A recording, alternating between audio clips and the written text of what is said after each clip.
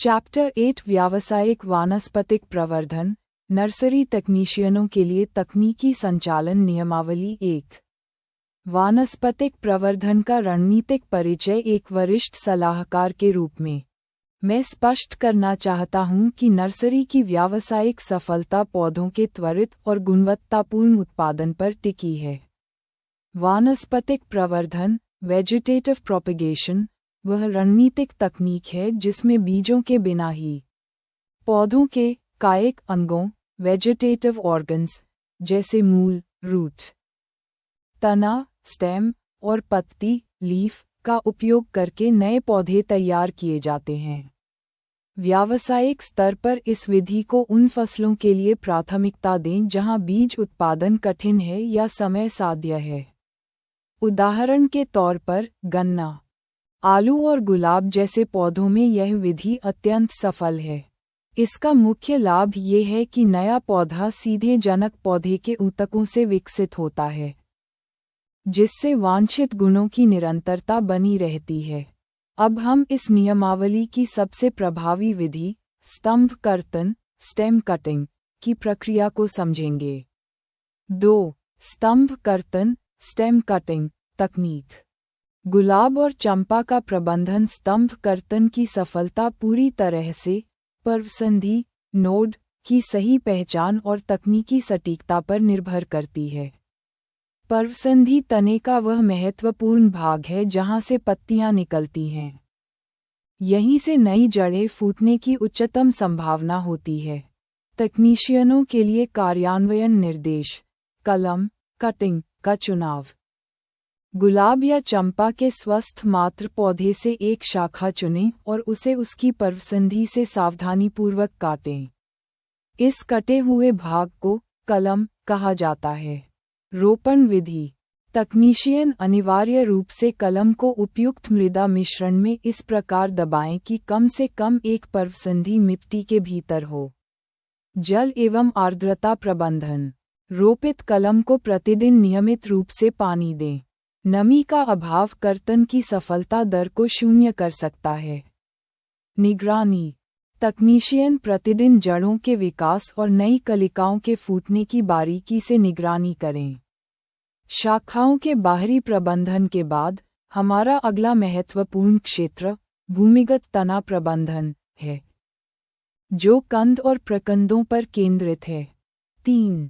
भूमिगत तना प्रबंधन, कंद, ट्यूबर्स और प्रकंद, राइजोम्स, आलू, अदरक और हल्दी जैसे पौधों में उनके भूमिगत अंग भोजन संचय के साथ साथ प्रजनन इकाइयों के रूप में भी कार्य करते हैं।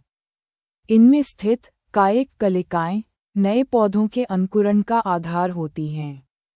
प्रवर्धन एवं रोपण की स्थितियां। आलू ट्यूबर प्रबंधन। आलू की सतह पर मौजूद आंख, आई, वास्तव में उसकी कलिका है। तकनीशियन ध्यान दें कि आलू को टुकड़ों में काटते समय प्रत्येक टुकड़े में कम से कम एक आंख होना अनिवार्य है। अदरक एवं हल्दी राइजोम प्रबंधन। ये पौधे अपने प्रकंदों, राइजोम्स के माध्यम से प्रवर्धित होते हैं। इनमें गांठों से नए अंकुर फूटते हैं। व्यावसायिक तुलना और सावधानियां। ओ कंद, आलू, इसे नम मिट्टी में गहराई पर लगाना चाहिए। मुख्य सावधानी यह है कि कटा हुआ भाग फफूंद रहित हो। ओ प्रकंद, अदरक, हल्दी, इन्हें मृदा के तापमान और जल निकासी के प्रति अधिक संवेदनशील माना जाता है। रोपण के समय प्रकंदों का स्वस्थ होना अनिवार्य है। ओ व्यावसायिक सावधानी। प्रवर्धन के लिए केवल रोगमुक्त और पुष्ट अंगों का ही चयन करें। 4. विशेष अंग प्रवर्धन, पत्तियां, लीव्स और जड़ें, रूट्स, प्रकृति की अनूठी प्रजनन क्षमताओं का उपयोग करते हुए हम ब्रायोफिल्म, पत्थर चट्टा और शकरकंद जैसे पौधों का बड़े पैमाने पर उत्पादन कर सकते हैं। यहाँ पत्तियां और जड़ें मुख्य प्रजनन इकाई के रूप में कार्य करती हैं। पत्ती द्वारा प्रवर्धन, ब्रायोफिल्म। इसकी पत्तियों के किनारों पर कलिकाएं, बड्स स्थित होती हैं। यदि ये पत्तियां नम मृदा के संपर्क में आती हैं, तो प्रत्येक कलिका से एक नया स्वतंत्र पौधा विकसित हो सकता है। जड़ द्वारा प्रवर्धन। शकरकंद, स्वीट पोटैटो और डहेलिया, डालिया जैसे पौधों में जड़ें ही नए पौधों को जन्म देने की क्षमता रखती हैं। तकनीशियन चेकलिस्ट एवं प्रो टिप्स। अंगों की स्वच्छता। सुनिश्चित करें कि पत्तियां या जड़ें कटी-फटी या संक्रमित न हों। मृदा संपर्क। ब्रायोफिल्म की पत्तियों के लिए मिट्टी के साथ कलिकाओं का निरंतर संपर्क सुनिश्चित करें। आर्द्रता स्तर। शकरकंद की जड़ों को अधिक जल जमाव से बचाएं, अन्यथा वे सड़ सकती हैं। Pro tip. इन नाजुक अंगों को संभालते समय न्यूनतम स्पर्श तकनीक का उपयोग करें ताकि कलिकाओं को क्षति न पहुंचे। 5. कैक्टस और विशिष्ट प्रवर्धन रणनीतियां। नर्सरी प्रबंधन में कुछ पौधे अपनी उत्तरजीविता के लिए विलग्न, डिटैचमेंट या मुख्य पौधे से अलग होने की रणनीति अपनाते हैं। कैट्स प्रवर्धन। कैक्टस के पौधे का कोई भी भाग जब मुख्य पौधे से अलग, विलग्न होकर गिरता है तो वह एक नए पौधे के रूप में विकसित हो जाता है। व्यावसायिक दृष्टिकोण से ये कृत्रिम विखंडन द्वारा तेजी से विस्तार करने का एक सरल अवसर प्रदान करता है। मुकुलन, बडिंग का सिद्धांत। यद्यपि यीस्ट एक सूक्ष्म जीव है, लेकिन इसमें होने वाला मुकुलन, एक बल्ब जैसा उभार निकलना, हमें प्रवर्धन की तीव्रता का पाठ पढ़ाता है। अनुकूल पोषण में ये प्रक्रिया इतनी तीव्र होती है कि कुछ ही घंटों में एक पूरी मुकुल श्रृंखला तैयार हो जाती है। नर्सरी में भी हमें इसी प्रकार के तेजी से गुणन वाले सिद्धांतों को ऑर्नामेंटल पौधों पर लागू करना चाहिए। महत्वपूर्ण विभेदीकरण। तकनीशियन ध्यान दें कि जहां कायिक प्रवर्धन तनों और पत्तियों से होता है, वहीं मॉस और फर्न जैसे पौधों में बीजाणु स्पॉर्स द्वारा अलैंगिक जनन होता है। बीजाणु एक कठोर सुरक्षात्मक आवरण से ढके होते हैं, जो उन्हें नर्सरी की प्रतिकूल परिस्थितियों में भी जीवित रखते हैं। 6. वानस्पतिक प्रवर्धन के व्यावसायिक लाभ और दक्षता मूल्यांकन। नर्सरी की उत्पादकता बढ़ाने के लिए वानस्पतिक प्रवर्धन बीज आधारित प्रजनन की तुलना में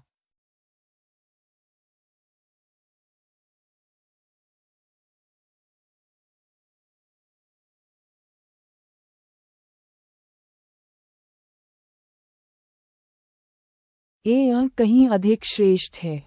इसका सटीक कार्यान्वयन नर्सरी के आर्थिक स्वास्थ्य के लिए महत्वपूर्ण है। रणनीतिक लाभ विश्लेषण। समय की दक्षता। इस विधि से तैयार पौधों में बीजों से उगे पौधों की तुलना में बहुत कम समय में पुष्प और फल प्राप्त होते हैं, जो व्यावसायिक चक्र साइकिल को छोटा करता है। आनुवंशिक शुद्धता, जेनेटिक प्योरिटी। चूंकि ये पौधे एकल जनक से उत्पन्न होते हैं, इसलिए ये जनक पौधे की यथार्थ प्रतिलिपि एग्जैक्ट कॉपी क्लोन होते हैं। ये सुनिश्चित करता है कि आपके सभी उत्पादित पौधे रंग, गुणवत्ता और रोग प्रतिरोधक क्षमता में एक समान हों। प्रतिकूल परिस्थितियों में उत्तरजीविता। कायिक अंगों में संचित ऊर्जा उन्हें प्रारंभिक अवस्था में बीजों की तुलना में अधिक मजबूती प्रदान करती है। निष्कर्ष। नर्सरी की कुल उत्पादकता इन तकनीकों के सटीक कार्यान्वयन पर टिकी है। तकनीशियनों को सलाह दी जाती है कि वे प्रत्येक पौधे की विशिष्ट प्रवर्धन आवश्यकता, जैसे पर्वसंधि का चुनाव या कलिका प्रबंधन, को गंभीरता से लें। इन वैज्ञानिक विधियों का पालन ही हमारे नर्सरी संचालन को प्रतिस्पर्धी और लाभदायक बनाएगा। पादप में जनन। मुख्य अंतर्दृष्टि और महत्वपूर्ण अवधारणाएं। कार्यकारी सारांश। प्रस्तुत दस्तावेज पादपों, पौधों में जनन की विभिन्न विधियों और उनके पारिस्थितिक महत्व का एक विस्तृत विश्लेषण प्रदान करता है। जनन प्रजातियों के अस्तित्व को बनाए रखने के लिए एक अनिवार्य जैविक प्रक्रिया है। पादपों में जनन मुख्य रूप से दो श्रेणियों में विभाजित है। अलैंगिक जनन, जिसमें बीज के बिना नए पौधे उत्पन्न होते हैं, और लैंगिक जनन, जिसमें बीज के माध्यम से नए पौधों का जन्म होता है। दस्तावेज में कायिक प्रवर्धन, मुकुलन, खंडन और बीजाणु निर्माण जैसी अलैंगिक विधियों के साथ साथ पुष्पों की संरचना, परागण और निषेचन जैसी लैंगिक प्रक्रियाओं का गहराई से विवरण दिया गया है। अंत में, ये बीजों के प्रकीर्णन की प्रकृति और महत्व को स्पष्ट करता है, जो पौधों को नए आवासों में फलने फूलने और संसाधनों के लिए प्रतिस्पर्धा कम करने में मदद करता है। 1. जनन का परिचय और विधियां। सभी जीवित जीव अपनी प्रजाति या वंश को बनाए रखने के लिए अपने समान जीवों को जन्म देते हैं। माता पिता से संतति का जन्म जनन कहलाता है। पादपों में जनन के 2 प्रमुख प्रकार होते हैं। जनन का प्रकार मुख्य विशेषता अलैंगिक जनन, नए पादप बिना बीजों के प्राप्त किए जाते हैं। लैंगिक जनन नए पादप बीजों के माध्यम से प्राप्त होते हैं। 2. अलैंगिक जनन की विस्तृत विश्लेषण। अलैंगिक जनन में बीजों या बीजाणुओं के उपयोग के बिना पौधे उगाए जाते हैं। इसकी प्रमुख विधियां निम्नलिखित हैं। 2.1 कायिक प्रवर्धन, वेजिटेटिव प्रोपगेशन। यह अलैंगिक जनन का वह रूप है जिसमें नए पौधे पादप के कायिक अंगों, मूल, तना, पत्ती या कली से प्राप्त किए जाते हैं। तने द्वारा।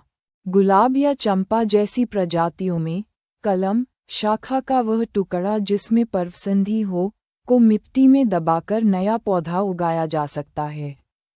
आलू में, आंख, कली वाले हिस्से को काटकर उगाने से नया पौधा बनता है। अदरक और हल्दी भी इसी विधि से उगते हैं। पत्तियों द्वारा। ब्रायोफिलम, पत्थर चट्टा की पत्तियों के किनारों पर कलिकाएं होती हैं।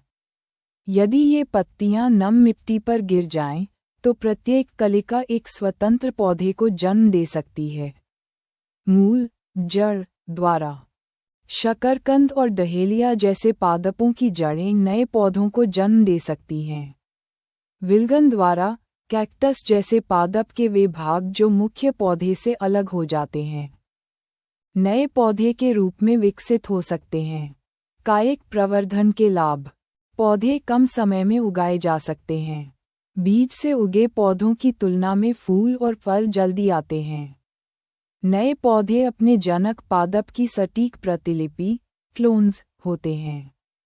2.2 मुकुलन, बडिंग। ये प्रक्रिया यीस्ट जैसे एककोशिकीय जीवों में देखी जाती है। यीस्ट कोशिका से एक छोटा बल्ब जैसा उभार निकलता है जिसे मुकुल या कली कहते हैं। यह मुकुल धीरे धीरे बढ़ता है और जनक कोशिका से अलग होकर नई यीस्ट कोशिका बनाता है। कभी कभी मुकुलों की एक श्रृंखला बन जाती है, जिससे कम समय में बड़ी संख्या में यीस्ट कोशिकाएं उत्पन्न होती हैं। 2.3 खंडन, फ्रैगमेंटेशन। शैवाल जैसे स्पाइरोगायरा में खंडन द्वारा जनन होता है। जब जल और पोषक तत्व उपलब्ध होते हैं, तो शैवाल 2 या 2 से अधिक खंडों में टूट जाते हैं। ये खंड नए जीवों के रूप में वृद्धि करते हैं और तेजी से फैलते हैं। 2.4 बीजाणु निर्माण, स्पॉर फॉर्मेशन। कवक, फंगी, मॉस और फन में जनन बीजाणुओं द्वारा होता है। बीजाणु अलैंगिक जनन अंग हैं जो उच्च तापमान और निम्न आर्द्रता जैसी प्रतिकूल परिस्थितियों को झेलने के लिए एक कठोर सुरक्षात्मक आवरण से ढके होते हैं। अनुकूल परिस्थितियों में ये अंकुरित होकर नए जीव बनाते हैं। 3. लैंगिक जनन। संरचना और प्रक्रिया। लैंगिक जनन में नर और मादा युग्मकों के संयोजन से नए पौधे का निर्माण होता है। पादप में पुष्प जनन अंग होते हैं। 3.1 पुष्प की संरचना। पुष्प में जनन अंगों की उपस्थिति के आधार पर 2 प्रकार होते हैं। एकलिंगी पुष्प, जिनमें या तो केवल पुंकेसर, नर भाग, या केवल स्त्री केसर, मादा भाग, होता है, जैसे मक्का, पपीता, ककड़ी। द्विलिंगी पुष्प, जिनमें पुंकेसर और स्त्री केसर दोनों होते हैं, जैसे सरसों, गुलाब, पिट्यूनिया। जनन अंगों के भाग 1। पुंकेसर नर जनन अंग। इसमें परागकोश होता है जो परागकण उत्पन्न करता है। परागकणों के अंदर नर युग्मक होते हैं। 2। स्त्रीकेसर मादा जनन अंग। इसमें वर्तिकाग्र, वर्तिका और अंडाशय शामिल हैं। अंडाशय में एक या अधिक बीजांड होते हैं जहां मादा युग्मक या अंड का निर्माण होता है। 3.2 पराग।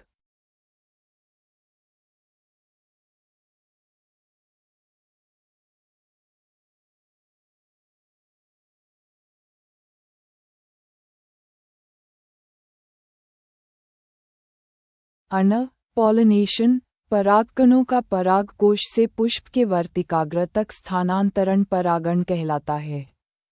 स्वपरागकण यदि परागकण उसी पुष्प के वर्तिकाग्र पर गिरते हैं। पर परागण यदि परागकण उसी प्रकार के किसी अन्य पुष्प के वर्तिकाग्र पर गिरते हैं। कारक पवन जल और कीट परागण में सहायता करते हैं। 3.3 निषेचन फर्टिलाइजेशन नर और मादा युग्मकों के युग्मन संयोग की प्रक्रिया निषेचन कहलाती है। इसके परिणामस्वरूप एक कोशिका बनती है जिसे युग्मनज ज़ाइगोट कहते हैं। युग्मनज आगे चलकर भ्रूण में विकसित होता है। 4। फल और बीज का विकास निषेचन के पश्चात पादप में महत्वपूर्ण परिवर्तन होते हैं। अंडाशय परिपक्व होकर फल बन जाता है। बीजांड बीज के रूप में विकसित होते हैं। बीज के भीतर भ्रूण एक सुरक्षात्मक बीजावरण में स्थित होता है। कुछ फल मांसल और रसीले होते हैं जैसे आम सेब, जबकि कुछ कठोर होते हैं जैसे बादाम अखरोट। 5। बीज प्रकीर्णन सीड डिस्पर्सल प्रकृति में बीजों का विभिन्न स्थानों पर फैलना प्रकीर्णन कहलाता है। ये पादपों के अस्तित्व के लिए अत्यंत महत्वपूर्ण है। 5.1 प्रकीर्णन के लाभ एक ही स्थान पर पौधों की अत्यधिक संख्या को बढ़ने से रोकता है। नए पौधों के बीच सूर्य के प्रकाश, जल और खनिजों के लिए प्रतिस्पर्धा कम होती है। पादपों को नए आवासों में फैलने में मदद मिलती है। 5.2 प्रकीर्णन की विधियां और उदाहरण कारक पवन विशेषता पंखयुक्त या हल्के रोमयुक्त बीज फल। उदाहरण सहजन ड्रमस्टिक, द्विफल मैपल घास मदार आक। सूरजमुखी कारक जल विशेषता स्पंजी या तंतुमय बाहरी आवरण जो तैरने में सक्षम हो। उदाहरण नारियल कारक जंतु विशेषता कांटेदार बीज जिनमें हुक जैसी संरचना होती है जो शरीर से चिपक जाती है। उदाहरण यूरेना जैंथियम कारक झटके फटना विशेषता फल के अचानक फटने से बीज दूर छिटक जाते हैं। उदाहरण एरंड बालसम